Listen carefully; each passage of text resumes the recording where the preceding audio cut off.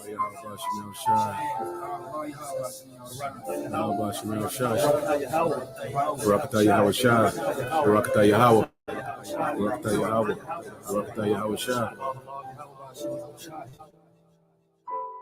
what we're doing is we're heralding, announcing the coming of the next world, the coming of righteousness, the establishment of a righteous kingdom and the proper people.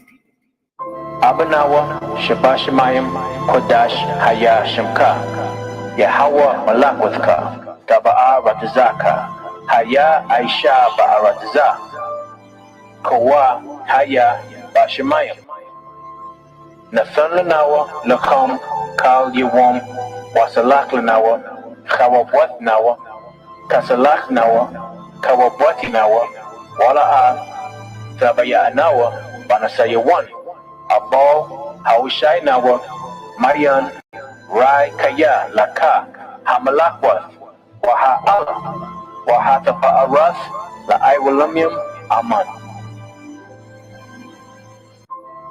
After this manner therefore pray ye, Our Father, which art in heaven, hallowed be thy name. Thy kingdom come, thy will be done, in earth as it is in heaven. Give us this day our daily bread, and forgive us our debts, as we forgive our debtors. And lead us not into temptation, but deliver us from evil. For thine is the kingdom, and the power, and the glory forever. Amen.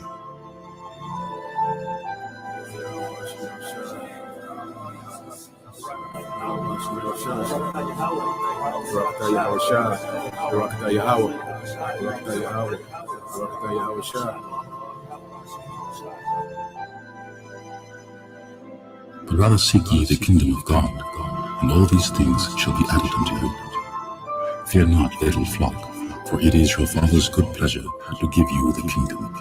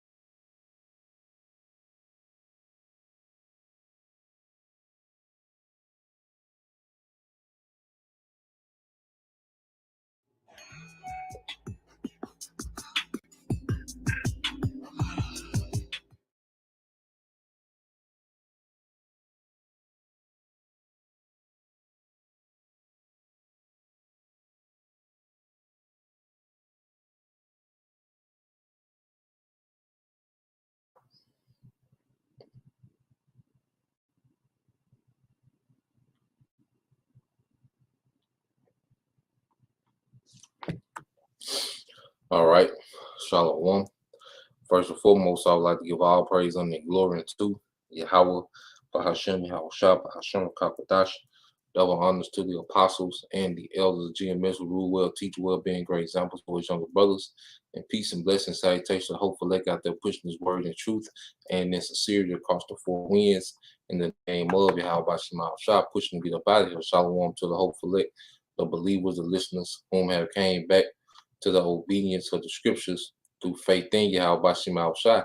And what I want to get into today, okay, is pretty much, all right, dealing with the Spanish, all right, and the Incas, okay, because going into the scriptures, when you understand, you know, the narrative, you know, of Jacob and Esau, and how pretty much, okay, these two nations, all right, will be at the forefront, you know, of future prophecy, and at the forefront of conflict in the earth. All right, because when you go into the Salakia, when you go into the narrative of the Bible, it's surrounded around two nations, and that's Jacob and Esau. Okay, those two nations, pretty much. Matter of fact, let's get some precepts. Let's get Hebrews 11 and 20, and let's get Genesis 20:25 verses 21 through 23. Okay, and let's get Job 9:4, and then we're gonna set the tone. I got this video from the channel, Kings and Generals. Okay, dealing with the clash between the Spanish, okay, and the Incas. All right, I'll start it here. Okay, which when you go into the Inca Empire, it was a very vast empire. Okay, I believe it was 2 million, square miles. And what I'm gonna do, because I'm not gonna play the whole video, I'm just gonna deal with the part of when the Spaniards, came over here to the Americas. So here's the whole video. If you brothers and sisters wanna watch the whole video, I'm gonna catch about midways and let it play out from there, and just commentate, through the scriptures. Let's see.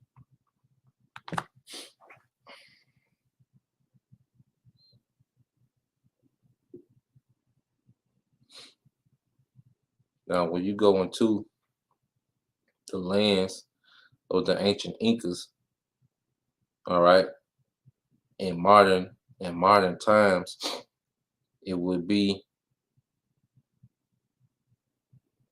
let me get it.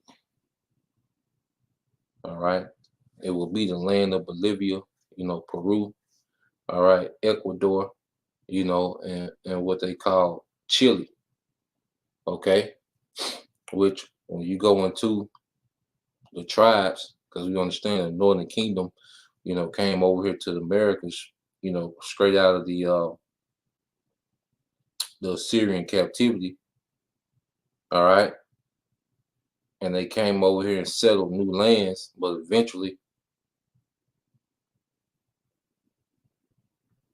they would start going off, and one way you can tell that it was the children of Israel, because a lot of customs of the Incas, went back to the custom of the Egyptians, how they worshiped the dead.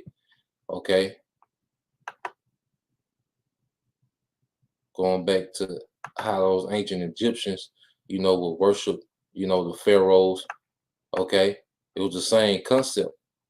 All right, showing you that they got, those traditions from, within that Egyptian captivity.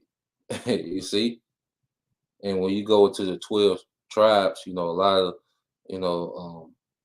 those Incas, you had Naphtali, okay, and then you had when you go to Peru, you will have Asher, okay, within there as well. Okay, even some Issachar, okay, but it was a conglomerate of northern kingdoms, and they consisted of, the Inca Empire. Now, let's start out with these precepts, and then we'll get into, the video. Now, this is from the brother, all right, Yashima, tribe of Judah, Genesis 25 and 21. It says, and Isaac entreated the Lord for his wife because she was barren, and the Lord was entreated of him, and Rebekah his wife conceived. Okay, and the children struggled together within her, and she said, if it be so, why am I thus? And she went to inquire of the Lord Yahweh Shema Shai. So these two children struggle within her. Okay, which means you go into that word, it goes into how they tried to oppress each other. And that was symbolic of what these two nations would do, okay, in the earth. you know, because whoever is in power dealing with the nations of Jacob and Esau, okay, Israel and Edom, the other one will be oppressed, you know, and it was always a power struggle in the earth, you know, with these two nations, man. Okay, they will always clash. Verse 23, and the Lord said unto her, two nations are in thy womb, two manner of people shall be separated from thy bowels, and the one shall be stronger, okay, than the other. Okay, being Jacob stronger than Esau, all right, and one people, okay, stronger than the other people, and the elder shall serve the younger. And Jacob being what? The elder, Esau being the elder would eventually, in the end of all, you know, this back and forth, Esau would serve the younger. Okay. To Job 9 and 20. That's what I meant to say. So like I probably did say Job 9 and 4. We'll get Job 9 and 20. Now, when you go into the book of Hebrews, this Hebrews 11 and 20 said, by faith, Isaac blessed Jacob and Esau concerning things to come. Okay. Now, Esau was blessed with the fatness of the earth, and he was blessed with the sword. Okay. But his rulership would be temporal. Jacob was blessed with the fatness of the earth and rulership, but it was eternal. Okay. And right now we're within the blessing of Esau. Okay. He has fully came into his blessing of the fatness of the earth and ruling it with the sword. All right. So the blessings of that came to Esau was for a time to come, and we in those times now. And the way that man will conquer the earth will be through his blessing. Okay. Esau, Edom conquered the earth through his blessing, which is the sword. You know, and ever since the Renaissance, Esau, Edom has always had advanced weaponry. Now, as far as soldier for soldier, they might not have been as strong, but they would always have some type of edge when it came to weaponry. All right. And that's how he will be able to conquer in the earth. Okay, was his advantage he had on his weaponry, which is what, man, that sword. All right. This is the brother Yashima tribe of Judah. Damn, it's 9 and 24. I'm tripping, man. I'm tripping. Salaki, brother. Yeah, Job 9 and 24. You know, the earth giving it to the hand of the wicked. Yeah, I'm tripping, brother. Salaki, Akia.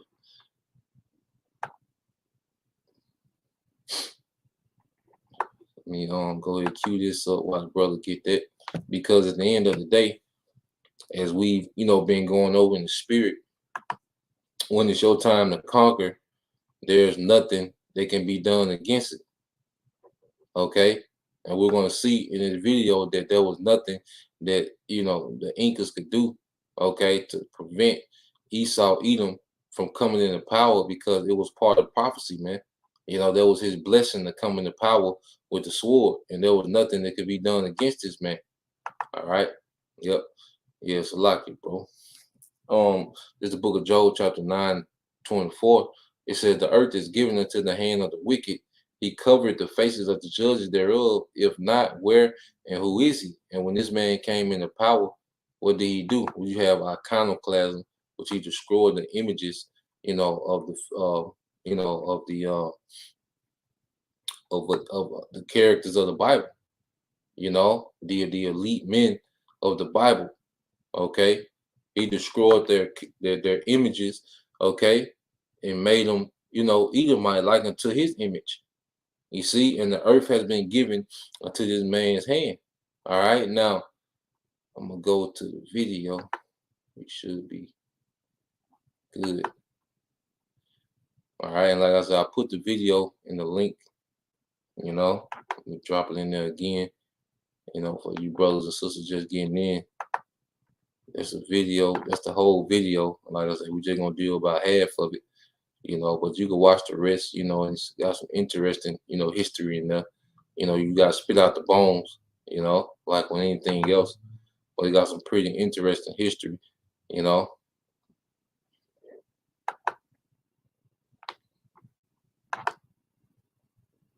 100 years ago, atop the snow-capped Andes, in a still barely mapped continent, thousands of meters above sea level, two new empires smashed into each other in a historical collision that reverberates into the modern day. Conquistador and Sapa Inca, men from different worlds, will clash.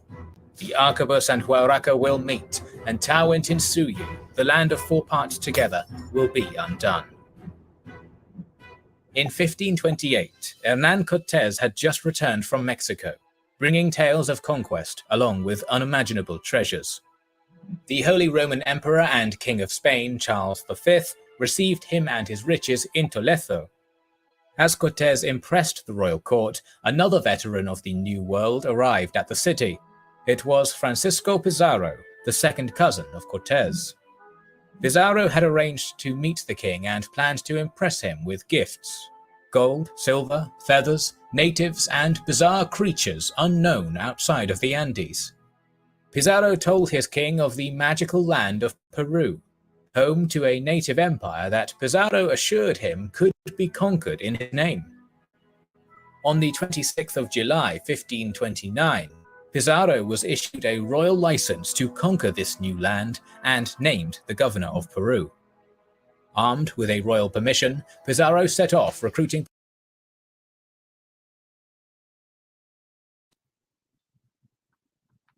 And what this, what this is, all right, is the early, Renaissance period.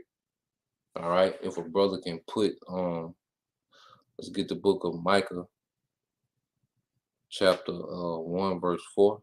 No, the book of Malachi, chapter 1, verse 4, and let's get the book of Revelation, chapter 20,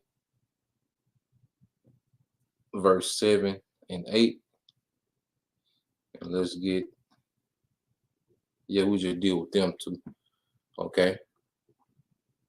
Because this is what you call, all right, the early Renaissance period. And when you go to Renaissance, what does it mean? Rebirth, okay? The rebirth of the Edomite power structure in the earth, and it was ordained by Yahweh Shem Shai. So you can see, all right, these Edomites are going throughout the earth and conquering, man. They have people in high positions now, people that's nobility, okay? And it began with the conquest of Constantinople, all right, by the Ottoman Turks, and then you had the conquest of Granada, the pretty much the last major stronghold that Jake had, in the Dark Ages in 1492. And after that, you start seeing Esau started to expand in the earth, man.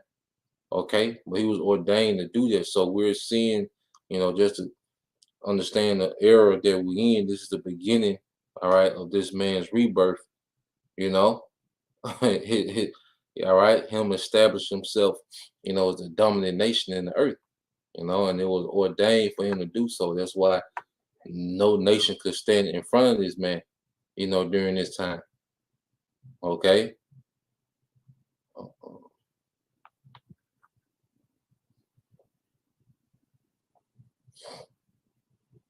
All right, so this is the brother measures of times 144. This is Malachi 1 and 4. It said, "Whereas Edom said, we are impoverished, but we will return and build the desolate places. Thus said the Lord of hosts, they shall build, but I will throw down." Okay, so Esau, this is Esau's returning and building, okay, his desolate kingdom, his desolate empire.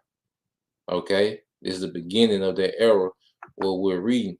It says, "They shall call them the border of wickedness, and the people against whom the Lord have indignation forever." Now, because everywhere this man went and conquered, he established it in wickedness. Okay, he established all these different lands. All right, he colonized the earth, but it's established in wickedness, man. Okay, look at the condition of the earth now. You see, and it's due to this man coming back in power. If a brother can put that in Maccabees, how evils, multiplied in the earth, Now this Revelation 20:7, it says, and when 1,000 years expired, Satan shall be loosed out of his prison. And this was the end of that 1,000 years. Okay. When Esau was pushed out of power, that pagan, Roman Empire was pushed out of power. Okay. Jake pretty much worked his way up to the top and infiltrated and took over. Okay. But then around those mid, 1400s, this man began, all right, to place himself in positions of power. Why? Because their seal was loose. He was loosed out of his prison, okay, where he couldn't have no authority in the earth, but that was loose. But it had to be loose from the heavens. He couldn't do nothing before that 1,000-year period was over with to put himself in power. There was nothing he can do. But he was loosed. And we're reading about the time when he was loosed, okay? And it says, and shall go out to deceive the nations which are in the four quarters of the earth. So it was meant for him to go all across the earth, as we're about to see him do, to go across, all the way to the other side of the earth and conquer and deceive, man. Okay, but what is going to end up in? Gog and Magog, which is Russia, to gather them together to the battle, the number of whom is as the sand of the sea. So pretty much the scriptures sum up his rulership, okay, from the Renaissance period to now. Okay, he will go forth deceiving the nations, all right, and it will end in him going to war, all right, with his own people, the Russian Edomites, okay, that will end this man's kingdom, okay. It's the brother Yashimai, tribe of Judah. First Maccabees 1:9 says, and after his death, they all put crowns upon themselves. So did their sons after them many years, and evils were multiplied in the earth. Okay, and evils were multiplied in the earth, man. All right.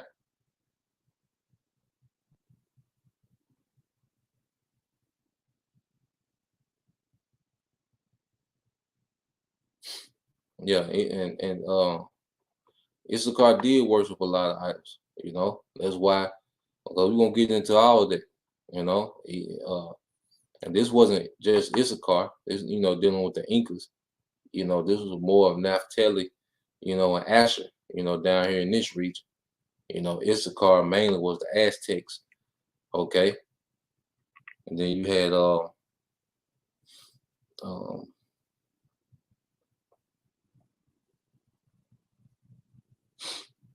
you had Zebulun, and Issachar, some of Issachar that will make up the Mayans.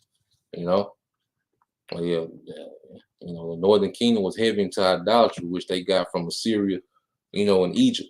I'm gonna let it play some more.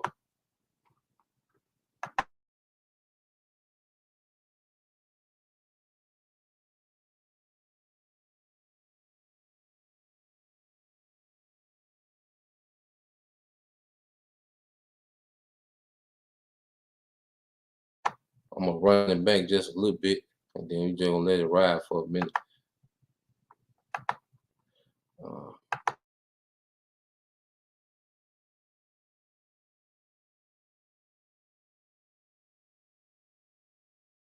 The land of four parts together will be undone.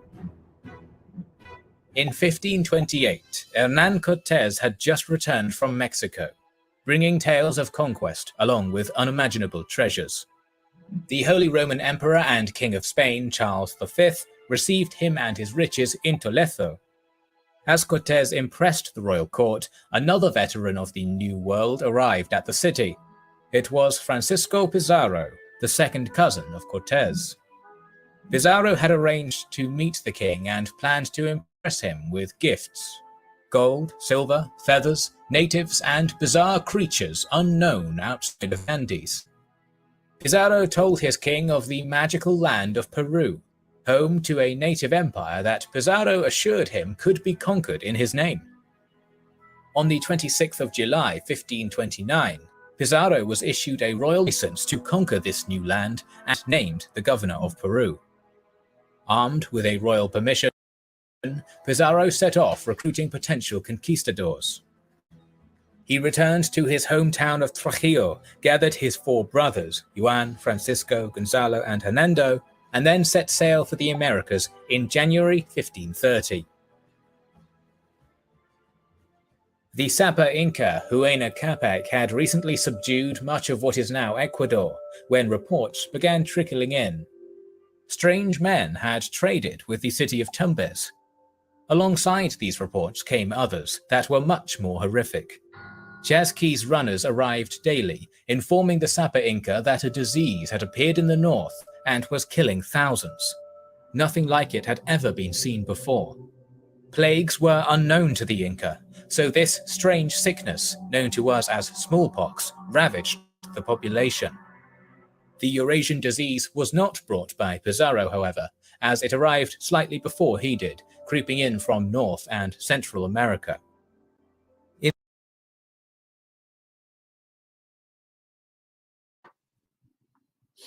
You know damn well who brought that disease, but there goes, these commentators be trying to, make Esau look cute. Okay, and you know damn well who brought that smallpox, man. Okay, no coincidence that smallpox started wiping out, the very lands, that these Edomites were coming to. But it was given, all right, it was all orchestrated by Yahweh Shema Shai. Now,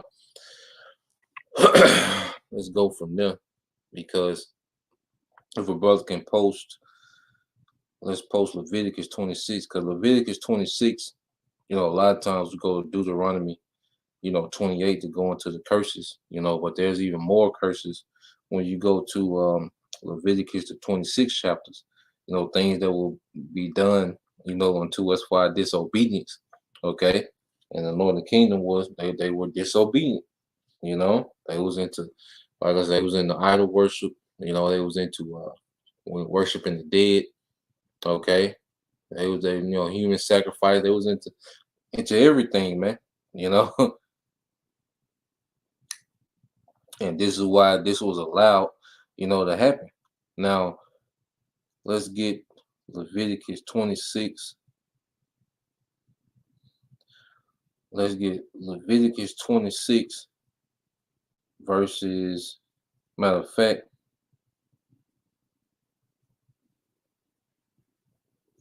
I'm going to get it on the blue letter because I want to look up a word. Let's get Leviticus 26. And like I said, we'll be in Leviticus the 26th chapter, for the most part, because, there's like another section of curses, that will happen to us for our disobedience. So let's get Leviticus 26.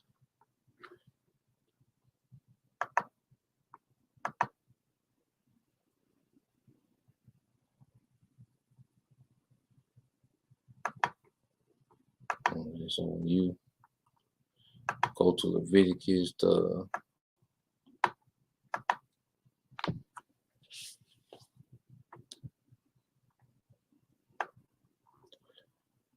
right. Now this is Leviticus.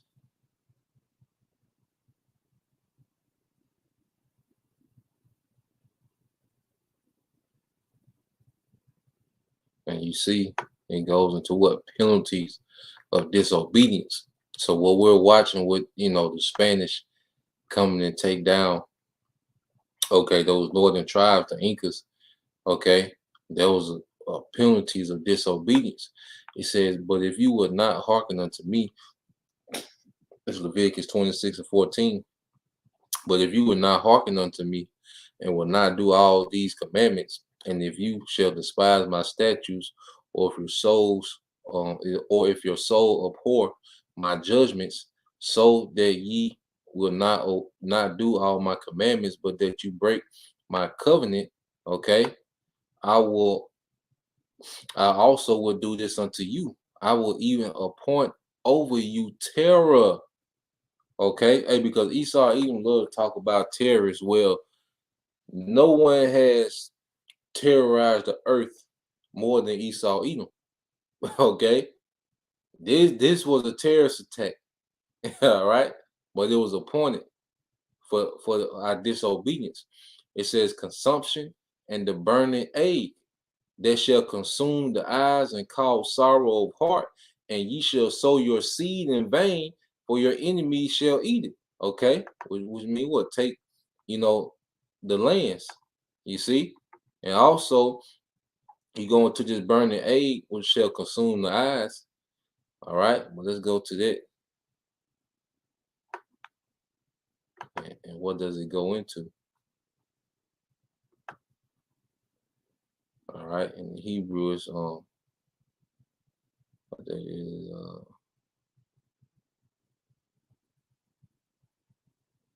quadakath. All right, quadakath.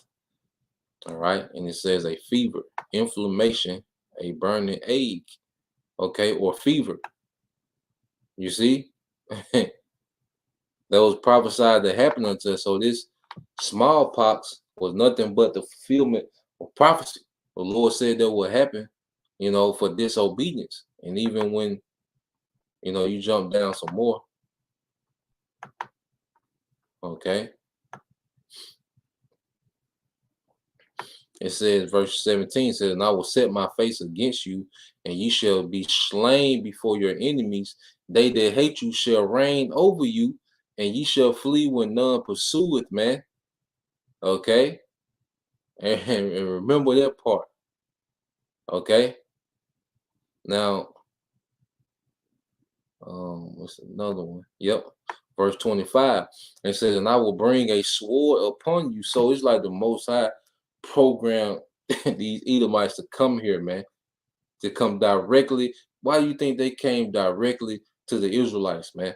Out of all the people on earth, you had other empires that was made way more wealthy, way more advanced, but it was in his spirit to come directly to the Israelites, man, because it was prophecy. He's playing his role in prophecy. It says, and I will bring a sword upon you that shall avenge the quarrel of my covenant. Okay? So Esau, Edom was sent. That's why he was so successful, man, because of our people's disobedience. And when you are gathered together within your cities, I will send the pestilence among you, and ye shall be delivered into the hand of the enemy. Okay? And there was nothing, all right, that we could do to stop that from happening, man. Okay? So let's go back to it.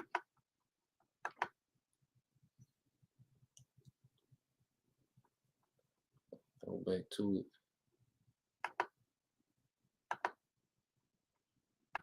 So there's smallpox hit, and it wiped out a lot, of the Incas, man.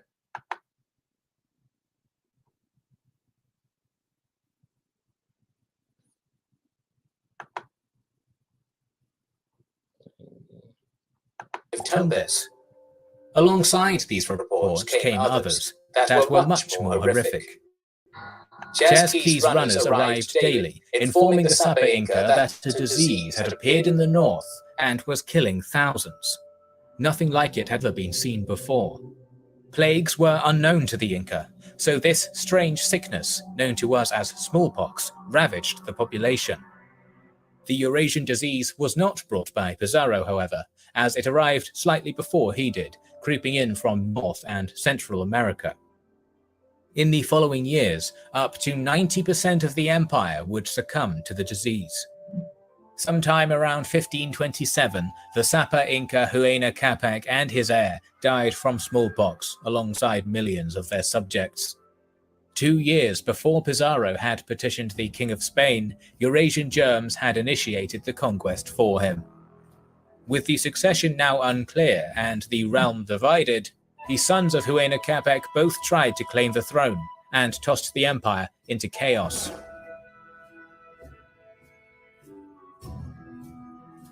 Atahualpa, who possessed much less territory than Huascar, controlled his dead father's veteran legions and slowly pushed down from Quito towards Cusco.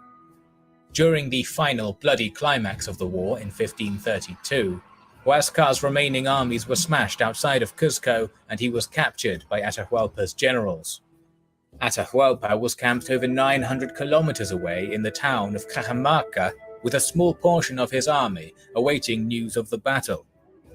Even with the Incas' exceptional highways and their tireless chesquis, It would take 5 days for word of the victory to reach Atahualpa. There, in Cajamarca, Atahualpa planned his eventual coronation as the supreme ruler of the Inca world. He was eager to get word from his generals and set off on his victory march towards his new capital. But there was just one small detail that he needed to deal with at the moment. Reports were coming in from his chiefs that a small band of 168 foreigners, some of whom were riding giant llamas, was causing havoc on the coast, and it appeared they were now marching straight for Cajamarca.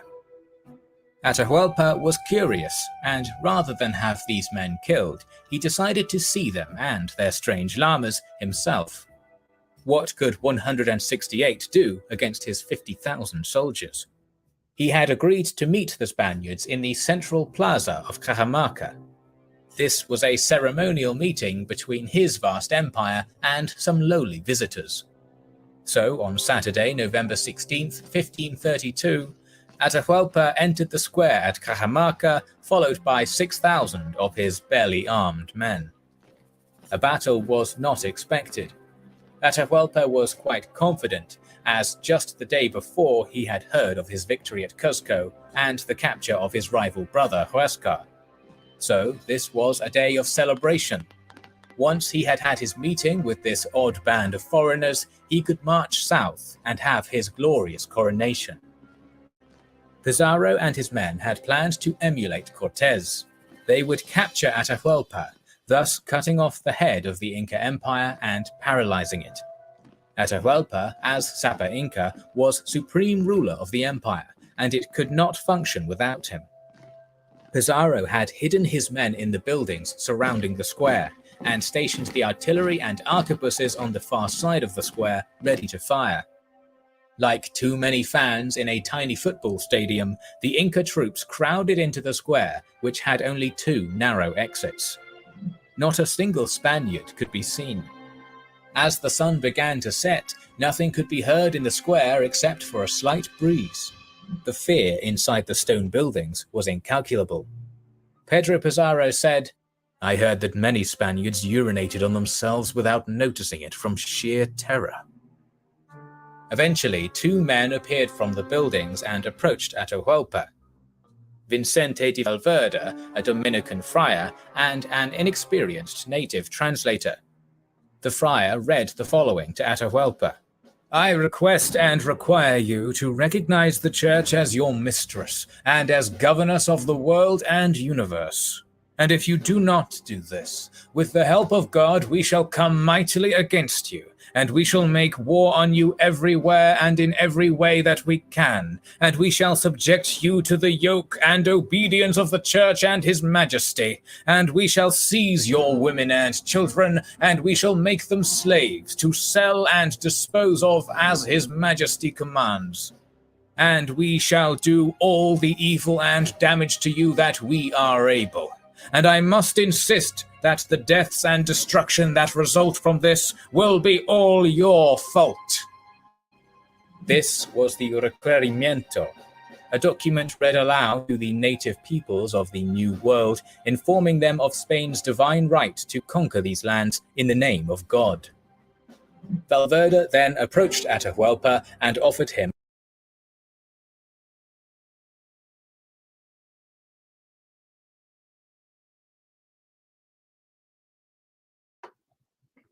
And you can see the energy. All right, the Esau came in, man. You know, he was like, look, this is of God. All right, you're going to get down, lay down, pretty much. All right, and if you don't, we just going to perform evil on you. You're going to take your wives and your children captive and put them on a slave trade, and you're going to slaughter the men. Okay? This is the energy that Esau came over there with, man. and why was this happening, man? Prophecy, okay, and showing you that when you go to second Esdras, how it talks about how he should be like a madman, sparing none. The Most High gonna put another type of energy on Esau. It ain't gonna be this energy that Jake used to, man. Okay, the Most High anger gonna be on Esau, man, against the rebellion of our people. Okay, this was the Most High coming up against a rebellion. You see the spirit that Esau came in, man. And this is the establishment of Christianity. That's why you see the majority of the so-called Latin tribes, okay, Spanish tribes. What are they? They're Roman Catholics. Well, this was by force. Okay, they became Roman Catholics in blood. You see, that's why they hard body into it. Okay.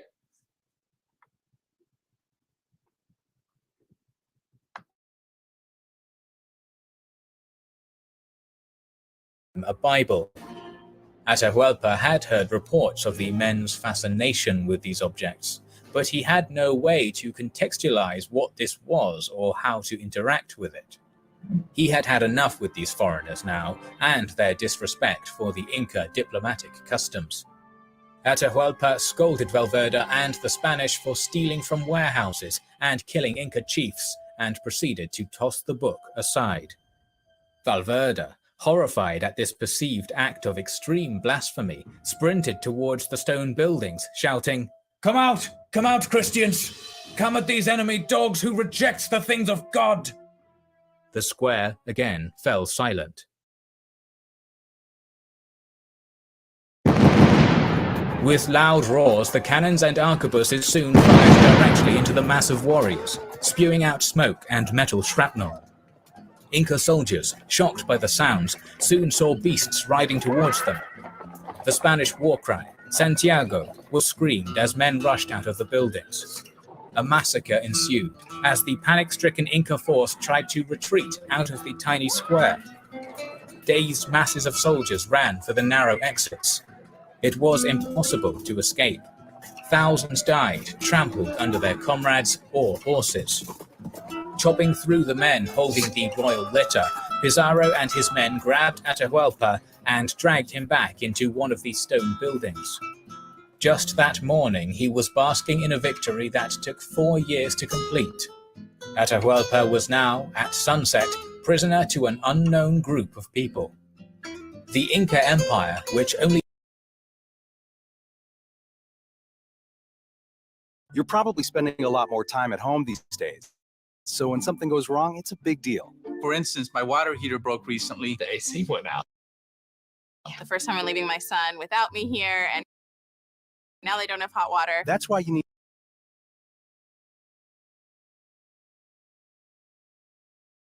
which only just finished a destructive civil war, was now involved in the highest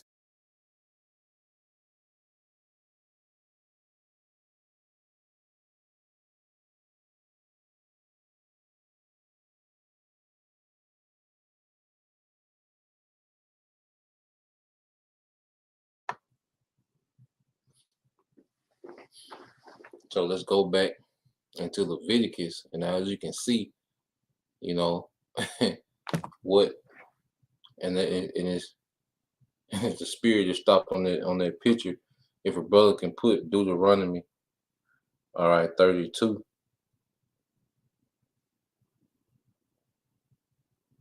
And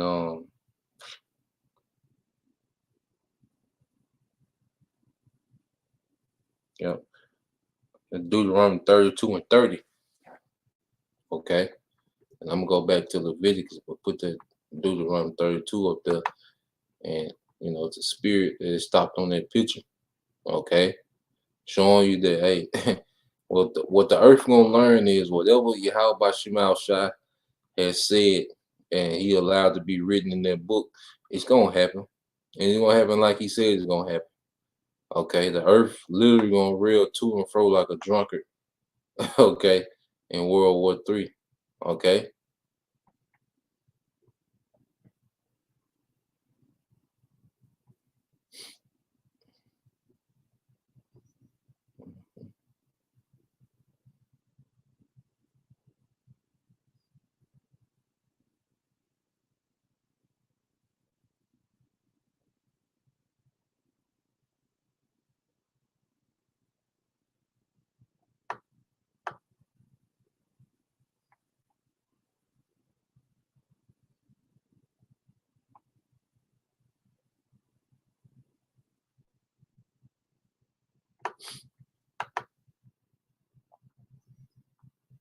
Yeah. All right, this the brother. All right, Issachar serving Yahweh by Hashem Yahushua, Deuteronomy 32 and 30. It said, how should one chase 1,000 and two put 10,000 to flight, except their rock had sold them, and the Lord Yahweh by Hashem Yahushua had shut them up. So look at look at this picture, man. Okay, what you know, just imagery. All right, but 168 Spaniards had thousands, okay, tens of thousands of Israelite warriors running, man. And what did Esau come with? The goddamn cannon, man. Okay, showing that what? That was his blessing. Okay, he will get the fatness of the earth through that blessing, the sword. Okay, Jake can hold up. All right, to their weaponry, man. Okay.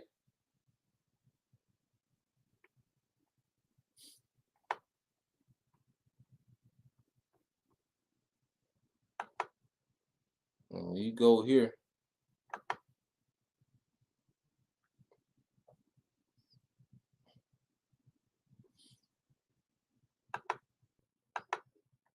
Do the running.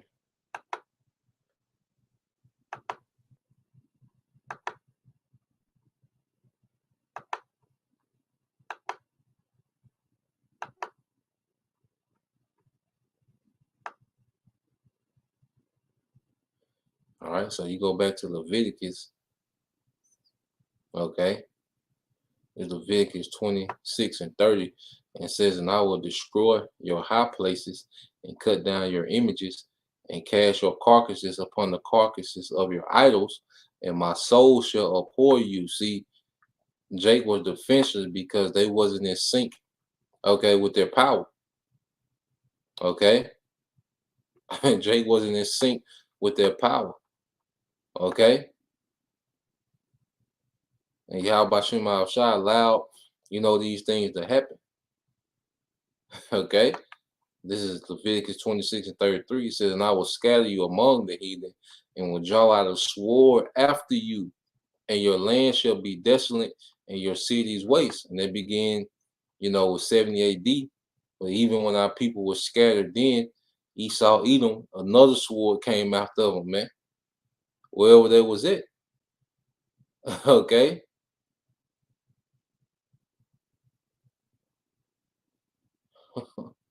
Verse 36, it says, and upon them that are left alive of you, I will send a faintness into their hearts, into the lands of their enemies, and the sound of a shaken leaf shall chase them, and they shall flee as fleeing from a sword, and they shall fall when none pursueth, man. Going back to pestilence, and also, you know, Esau's weaponry put a certain fear on Jake, man, because Yahweh Shema Shah gave, you know, Jake a faint of heart, man.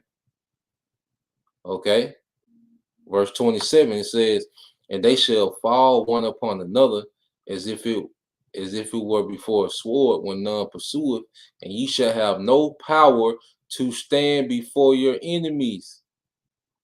Okay, and we're seeing an example of that, man. All right, so let's go back to the clip.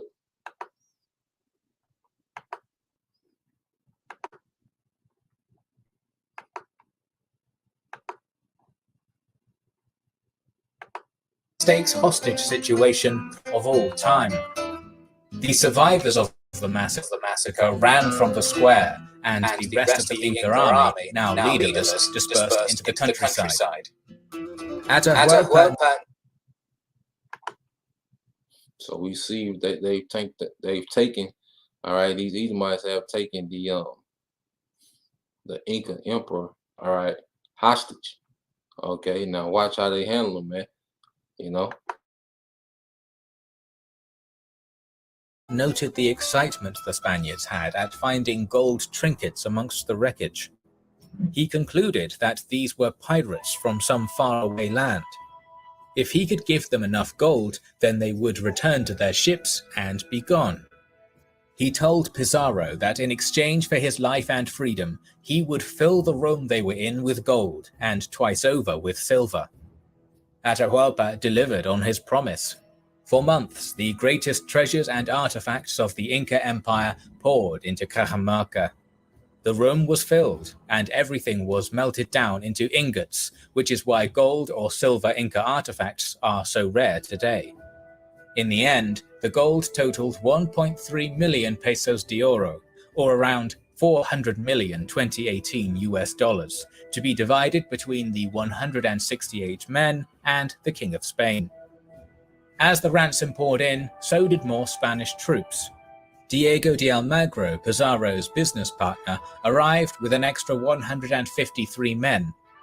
The fact that more Spaniards had arrived made it clear that this was an invasion force. These men were here to stay. After the Inca fulfilled their promise, it became obvious to Pizarro and his men that Atahualpa had outlived his usefulness and was now only a liability. If he were rescued, they would not be able to defeat the resistance he would organize. On July 26, 1533, Atahualpa was brought into the main square of Cajamarca and was tied to a wooden stake. The native population gathered around in awe at what was happening. Atahualpa was not only the supreme ruler of the empire, but also their god. Watching this happen must have shaken the entire world view of the local people. Valverde, the same friar that offered him a Bible a month before, came to him and offered a baptism. If Atahualpa rejected this offer, he would be burned alive. No fate could be worse for him. If his body were not perfectly preserved like the previous emperors, then he would not pass on correctly to the afterlife. He accepted and was quickly baptized. Still, he was then strangled to death as a Christian. The conquistadors soon left Cajamarca and began the long trek to Cuzco. As the square and that lonely stake in its center faded into the distance, Pizarro and his men must have felt confident that this wealthy empire was already in their hands. But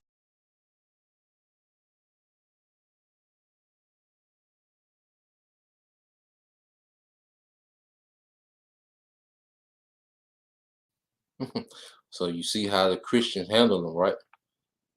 Okay. You see that Christian love, you know? He was baptized and still, okay, was put to death, man. All right. And look, cry now, laugh later. Don't come with all this madness, man. Come on, dude. You know, you coming with confusion, man. You're not doing all that, man. Okay. But going back to the point, you see how, you know, the Edomite Christian handled it, didn't it? You know, but then they'll pop up at camp saying all love. Now, like I say, Jake was going off. All right. But then you had, you know, this Inca emperor gave these people, you know, $400 million worth of gold. Okay. And what happened? More Edomites pulled up. You see? And our people that expect mercy from Esau, Edom, is going to be in for a rude awakening. If a brother can put Jeremiah 17 and 5, you know, Jeremiah 17 and 5, because you see how the Incas, they looked at their emperor as a god, but the Most High show all of them that he's not a god. Okay. And this gonna sum it up, you know, in Jeremiah 17 and 5, you know. But this also shows, you know, how merciless, you know, Esau Edom is, man. Okay. This is brother Bayan Yashala, Jeremiah 17 and 5. Thus said the Lord, cursed be the man that trusted in man. Yeah, because they looked at, you know, this Inca emperor as a savior. Okay. But they see, all right, when it was time for him to be that savior, to be a God, he couldn't do it. Okay. It says to make it flesh his arm and whose heart departed from the Lord, Yahweh Shema Shah. And all right, the Incas, all right, those northern tribes, okay, they was departed from Yahweh Shema Shah, the true power. You know, and they was powerless against their enemies.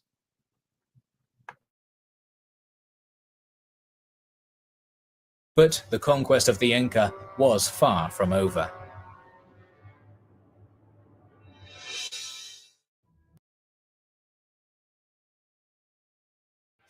I discovered the 8 immortal kings of Samaria lived a total of 241,200 years. I've discovered through my research that these type of stories have an element.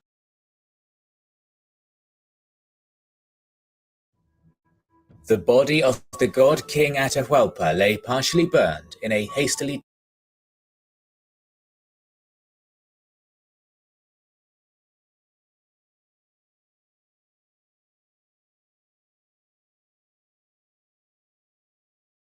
dug ditch near Cajamarca. His empire was now in the hands of Francisco Pizarro and his brothers.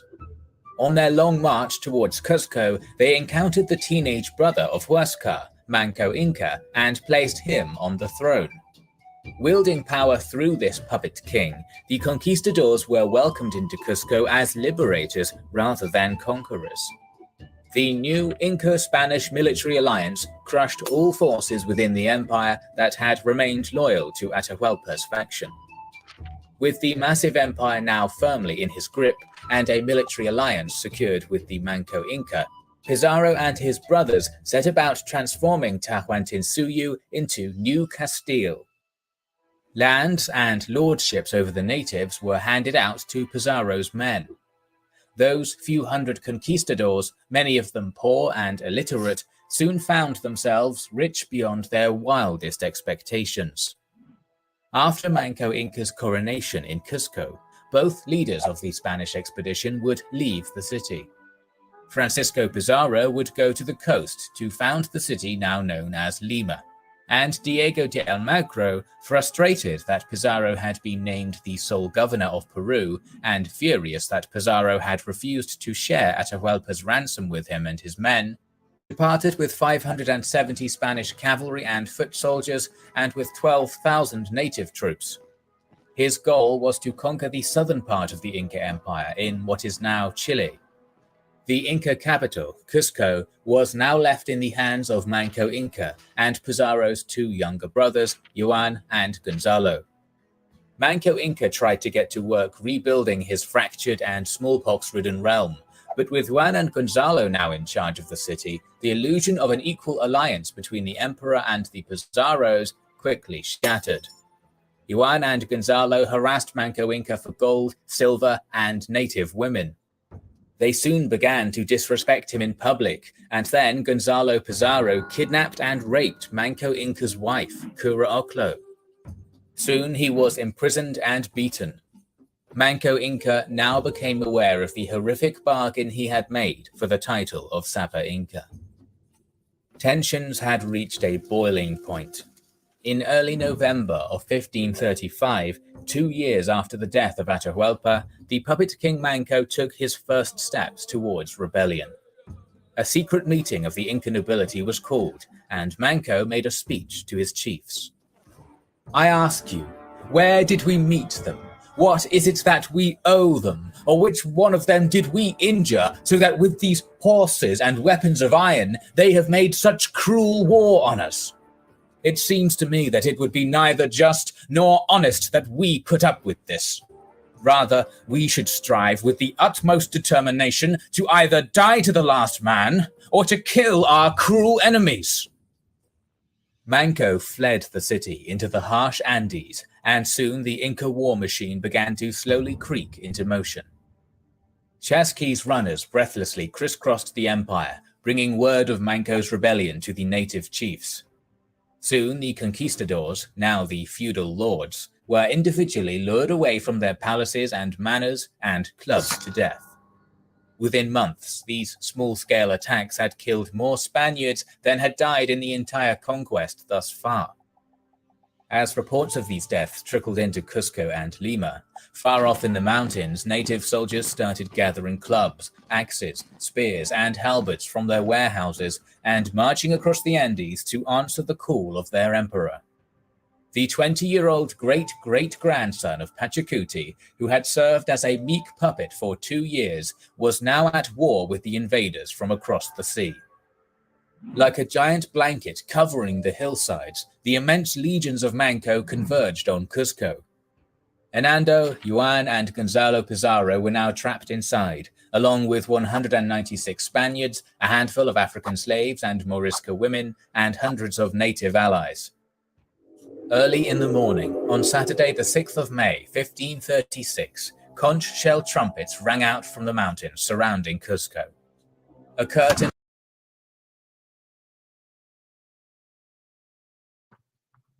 Now you see they had what you call African American slaves, okay? There was the Southern Kingdom that Portugal, and Spanish, monarchs, was already colonizing what they called the slave coast. Hence, you have the name Sierra Leone.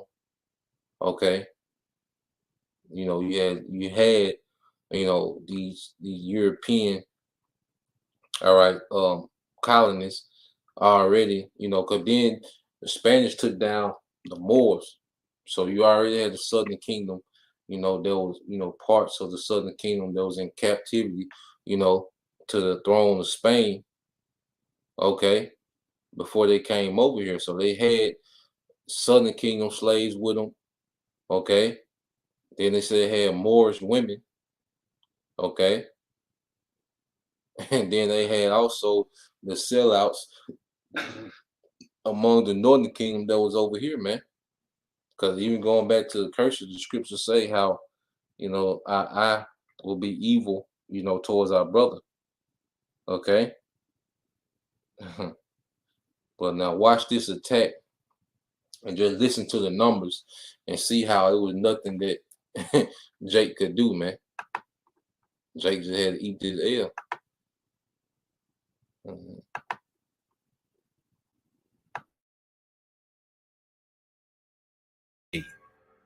Like a giant blanket covering the hillsides, the immense legions of Manco converged on Cuzco. Hernando, Juan, and Gonzalo Pizarro were now trapped inside, along with 196 Spaniards, a handful of African slaves and Morisca women, and hundreds of native allies. Early in the morning, on Saturday the 6th of May, 1536, conch shell trumpets rang out from the mountains surrounding Cuzco.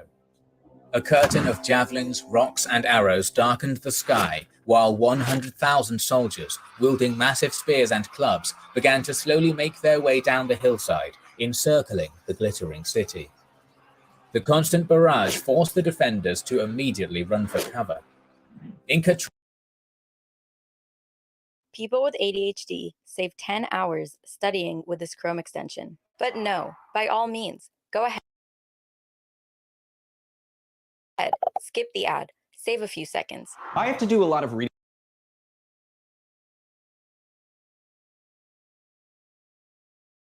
Inca troops poured into the city and forced the Spaniards to retreat into 2 buildings located in the main plaza.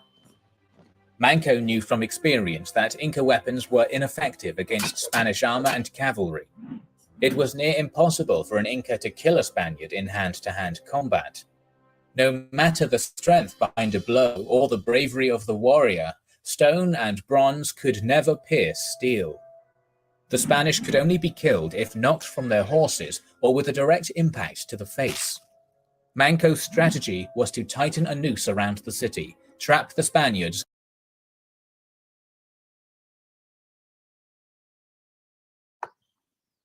So you see how the Most High down there had Esau immortal.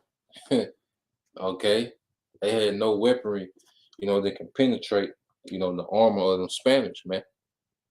Okay, why? Because it was ordained from on high, man. The Lord's word gonna be fulfilled. 100,000 Inca troops, man, versus a few hundred Spaniards, man.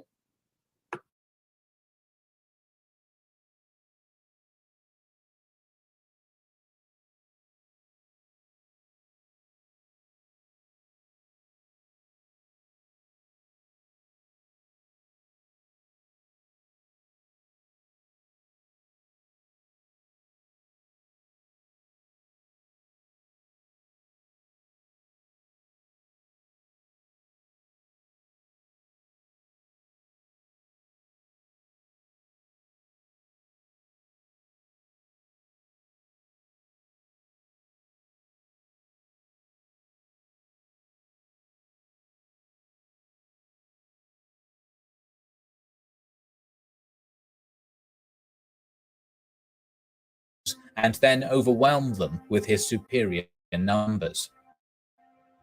In a panic, the Spaniards darted between buildings, now transformed into bunkers. Hernando Pizarro was screaming orders and doing his best to reinforce his position.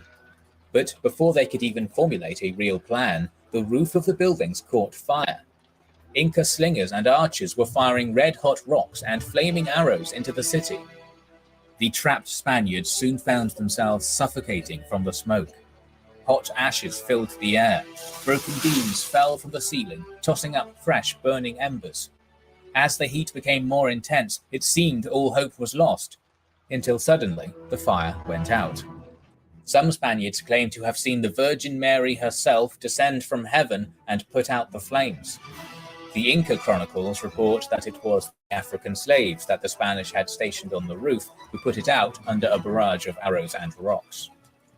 The Incas continued to heave against the Spanish defenses. Unable to cut through their armor or defend against a cavalry charge, they swarmed the city and laid a noose around the precarious Spanish position. At the end of the day, they had to cease the attack, barricade the streets they had taken, and rest. From his command center nearby in Calca, Manco Inca no doubt was certain that within days he would see his men storm the Spanish holdout and bring him victory. The siege dragged on, however. As months passed, new strategies had to be developed. The Inca tore apart roads and streets in order to neutralize cavalry charges.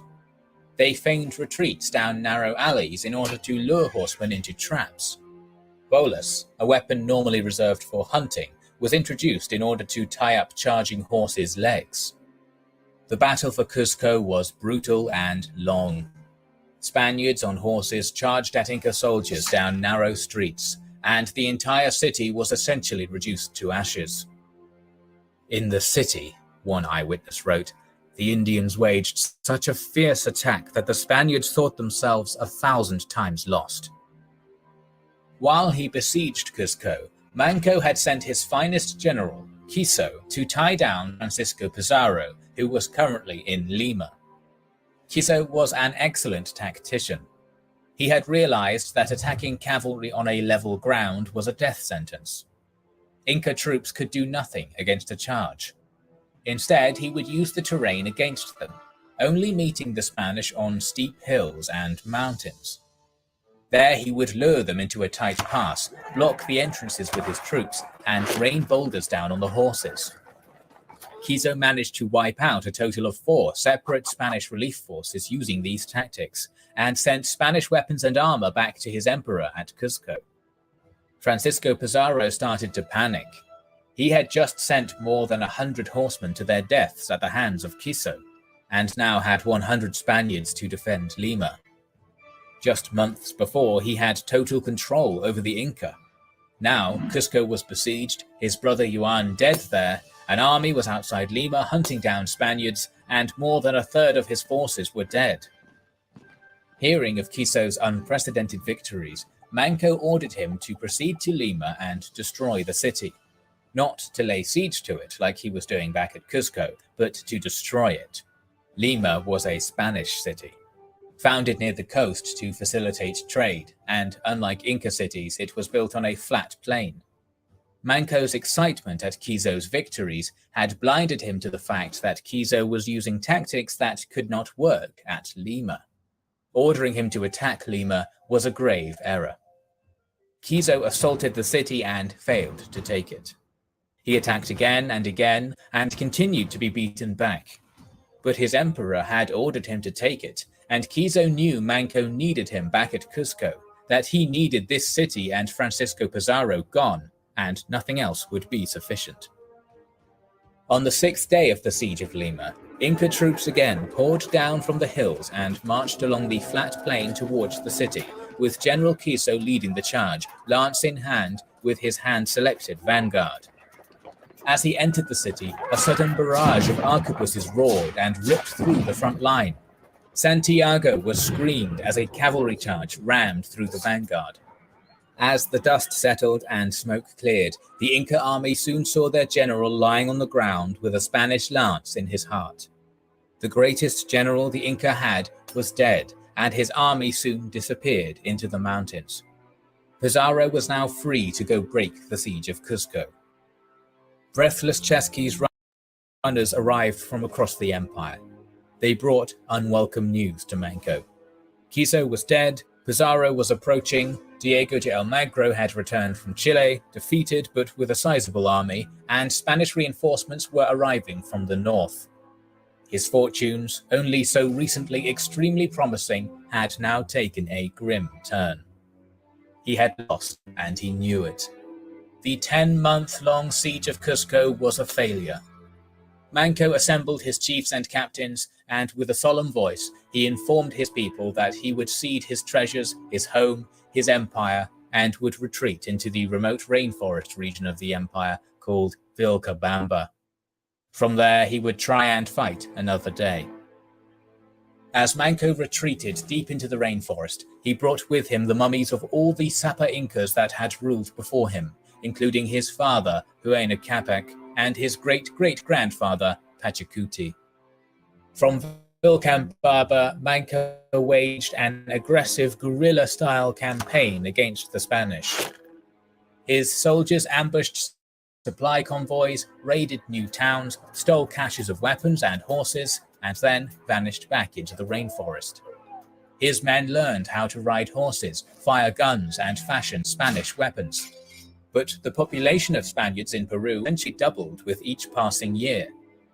It became clear to Manco as he aged that survival was possible, but Tahuantinsuyu, a land of 4 parts together, would never be remade. His state would continue to survive in the rainforest. As Almagro died fighting a civil war against the Pizarros, as Francisco Pizarro was assassinated, while Hernando Pizarro rotted in a Spanish prison, and as Gonzalo Pizarro was executed on the orders of the king, the Inca state plunged for decades. Eventually, in 1572, 36 years after Manco's rebellion, his son and the last Inca emperor, Tupac Amaru, was captured and executed, and the empire of Pachacuti was erased. These videos are made possible by our brilliant patrons over at Patreon and our YouTube sponsors. Visit our Patreon to learn more about the perks. This is the Kings and Generals channel, and we will catch you on the next one.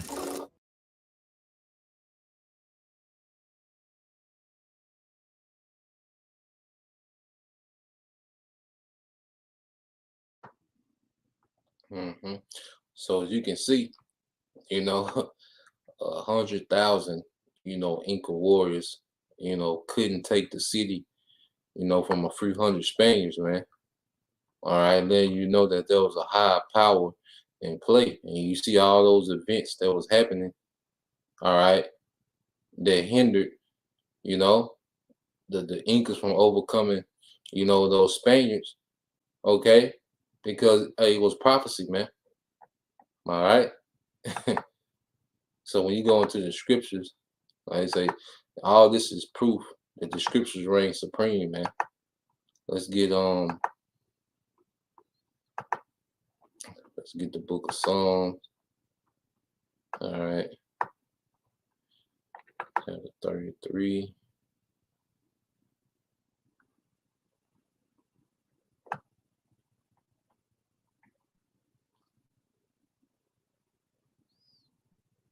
All right, in Psalms 33 and 16 says, there is no king saved by the multitude of an host. A mighty man is not delivered by much strength. Okay, because they say it don't matter how much force, the strongest Inca warrior, no matter how much force he used, he couldn't break through, the armor of those Spaniards, man. Okay, because his strength is not sufficient, all right, to overcome the will of Yahweh Shema Shai. It says, a horse is a vain thing for safety, neither shall he deliver any by his great strength. Behold, the eye of the Lord is upon them that fear him, upon them that hope in his mercy, to deliver their soul from death and keep them alive in famine. Our soul waited for the Lord Yahweh Shema Shai. He is our help and our shield, for our heart shall rejoice in him, because we have trusted in his holy name. Okay? Let thy mercy, O Lord, be upon us according as we hope in thee. And that's how the elect are going to get the victory, okay, in this war. Okay? Because without Yahweh Shem Shai, we're powerless, man. And we just seen that. Okay? There's nothing that they could have did to overcome them Spaniards, man. You know? But through faith, it's going to be the exact opposite. Okay? We're going to be the ones overcoming big numbers through small numbers, man. All right? And just like, Esau, he came into power, there was nothing that could be done. Same way for us, man. And this should give us, faith in what's written. Because everything else done came to pass, You think he gonna stop now? You think the Most High gonna stop now? The scriptures say it is his pleasure. Okay? A brother can put that up. I think there's Luke 12 and is it 33, 36. How is his pleasure to give us the kingdom? There's the book of 1 Samuel 2 and 7. It said, the Lord, Yahweh Shema Shah, make it poor and make it rich. He bring it low and lift it up.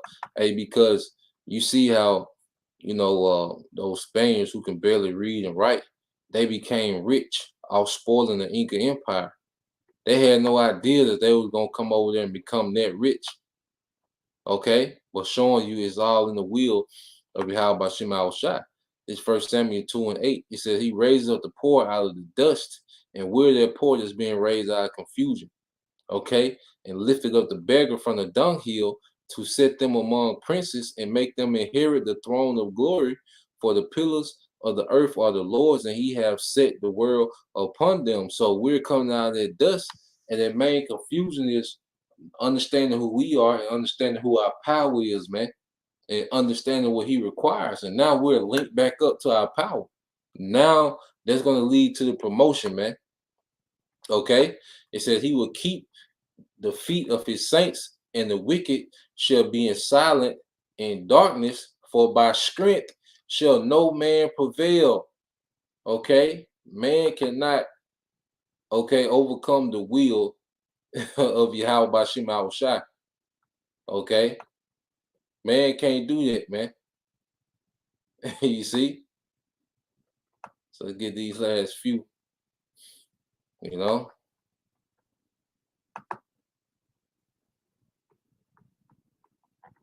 So we're finna see Esau with his Air Force and his tanks and his technology and his CERN and his weather machines and all these things that he has is all gonna fail, man. So let's get these. This came out earlier. It's from the brother Cry Now, Laugh Later. It's Isaiah 40 and 2. It says, speak ye comfortably to Jerusalem and cry unto her that her warfare is accomplished, that her iniquity is pardoned. For she had received of the Lord's hand double for all her sins, man. Okay? And that's going to happen. See, when we're pardoned, there's nothing Esau can do to put blame on us, man. Okay? The accuser of the brethren, he's going to fail. All right? This is the brother Measures of Times 144. This Luke 12 and 32. It says, fear not, little flock, for it is your Father's good pleasure to give you the kingdom. And if it's his good pleasure to give us the kingdom, okay, he's gonna go all out to make sure that happen, man. Okay, he's gonna go all out to make sure that happen, man. And we end it here. All right, this is brother Issachar serving Yahweh Bahashem Yahweh Shai. Okay, it's a perfect precept to end it on. For Esau is the end of the world, and Jacob is the beginning of it that followeth, man. Okay, so Lord will. We're of that number, all right, that's going to reign, okay, with Yahweh Shah, man. We will part of that remnant that's going to reign, with Yahweh Shah, man. All right. So Lord will, you brothers, you few sisters were edified once again. I'm give all praise, honor, and glory unto Yahweh, Bahashem, Yahweh Shah, Bahashem, Kakadash. Double honors unto the apostles and the elders of GMS who rule well, teach well, being a great example to his younger brothers, and peace and blessed salutations to the hopeful elect. Shalom.